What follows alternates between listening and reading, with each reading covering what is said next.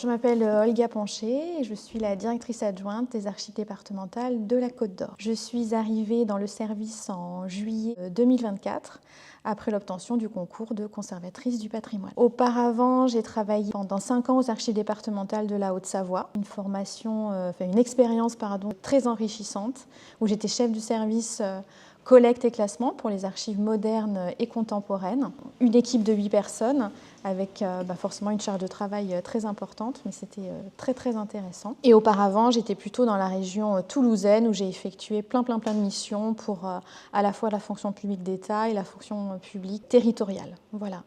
Et moi, j'ai fait plutôt des études en histoire de l'art, donc je le précise parce que c'est vrai que les archivistes sont souvent des historiens, donc moi j'ai cette petite particularité d'être plutôt historienne de l'art au départ, ce qui apporte parfois un regard un petit peu différent. Mes missions en tant que directrice adjointe des archives départementales de la Côte d'Or, alors déjà c'est évidemment seconder le directeur et faire l'intérim quand il est absent. Donc seconder dans toutes les missions du service des archives départementales, donc à la fois l'organisation du personnel, gestion du personnel, des ressources humaines, l'organisation également du bâtiment et même de nos 2 bâtiments. Donc moi, plus précisément, un de mes rôles, c'est de faire le lien entre le bâtiment central qui se trouve donc dans le centre-ville de Dijon et le bâtiment annexe qui se trouve en périphérie de la ville. Donc vraiment, un de mes projets qui me tient beaucoup à cœur, c'est vraiment d'avoir les mêmes pratiques, puisqu'il y a aussi une salle de lecture là-bas, et de faire le lien entre les 2 sites. Les aspects bâtimentaires et puis après, évidemment, le seconder dans toute l'activité. Il y a 25 aux archives départementales, mais on a une grande activité, on foisonne d'activités, à la fois activité archivistique, évidemment, collectée, classée, et puis activité envers nos lecteurs et nos internautes.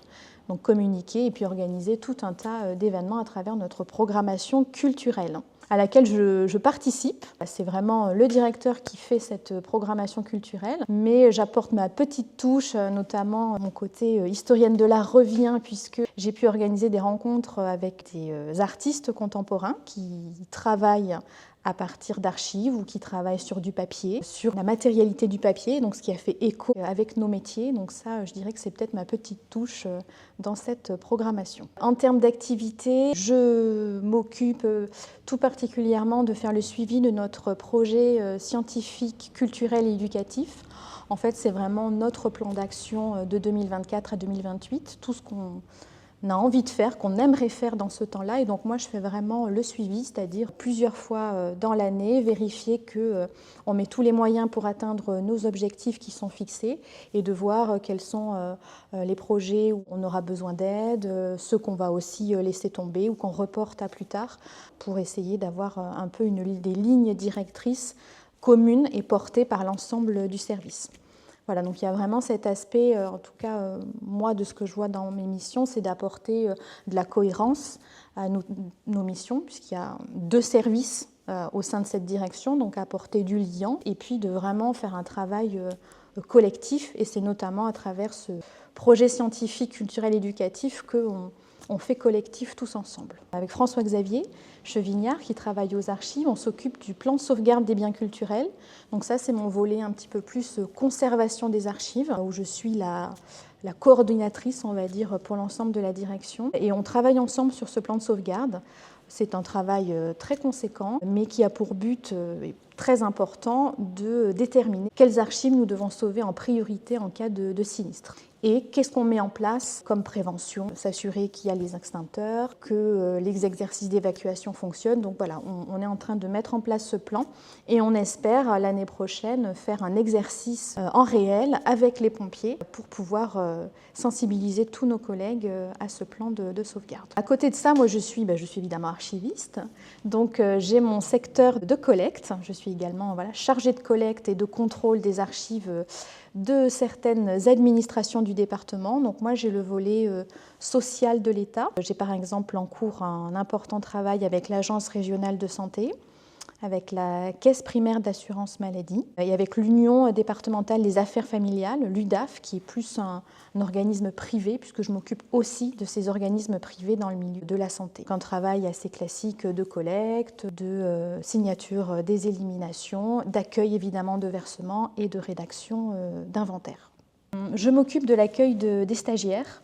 Et c'est moi qui encadre les stages courts, donc les stages qu'on appelle stages découverte des archives et stages troisième et maintenant seconde. Et ça me plaît beaucoup parce qu'on a souvent des jeunes ou des gens qui découvrent le métier des archives qui sont très motivés, qui ont très envie de nous rencontrer, de nous connaître. Donc c'est très agréable de leur faire rencontrer les différents métiers, les différentes personnes qui travaillent ici, de pouvoir leur confier un petit chantier et de leur faire toucher un peu du doigt ce métier qui parfois pour eux est très fantasmé. Donc là, ils voient vraiment la réalité de ce métier et ça, j'aime beaucoup le faire. Dans la continuité, je donne également des cours à l'université. Donc en licence, la licence APICA, la licence pour devenir archiviste et qui se situe à l'Université Bourgogne-Europe. Donc là aussi, une expérience pour moi qui me plaît beaucoup de donner des cours à des jeunes, à des étudiants et parfois moins jeunes puisqu'il y a beaucoup de personnes qui sont en reconversion professionnelle dans les archives. Et pour terminer, dans les actions de valorisation, je m'occupe aussi également de recevoir les groupes pour des visites. Donc à la fois des groupes de retraités, des groupes de jeunes, voilà, des étudiants, des associations qui veulent visiter les archives en dehors des journées du patrimoine où là on accueille vraiment le grand public.